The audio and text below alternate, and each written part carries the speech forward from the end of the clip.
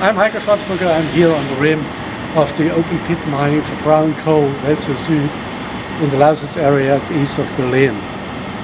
We can see how big this open pit mining area for brown coal is. Every year they dig here 20 million tons of brown coal from a depth of 120 meters. So the layer for the coal is about 20 meters thick. So you have to ablate 120 meters to get a 20 meters thick coal layer.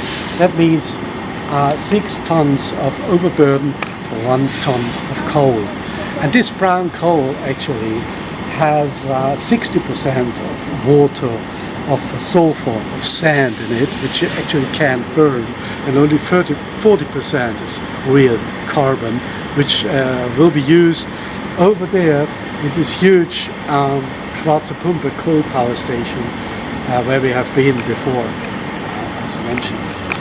And you see this huge area, and they will finishing digging for coal here in the next 15, 18 years, and then there will be the finish of this coal mining process here, and it will leave a crater like on the moon. You see it, and we hope we can use it for solar energy, to install solar generators there, to use this huge area in a modern way, in a clean way, and to transmit the energy to this power station and there feed it into the grid there, and maybe to supply Kürzlich or Berlin.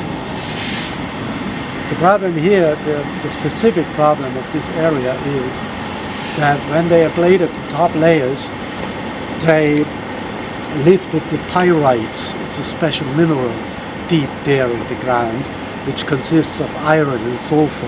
And if it gets in contact to oxygen and to the rain, for instance, then it produces a sulfuric acid.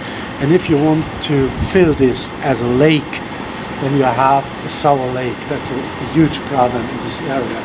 In other areas in Germany, we have a ground is more filled with limestone, and there's a neutralization by nature.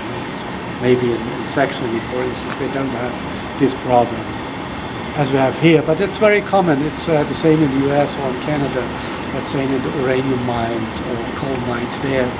If you have this pyrite soil, then you have later on a big problem with the water quality of the lakes.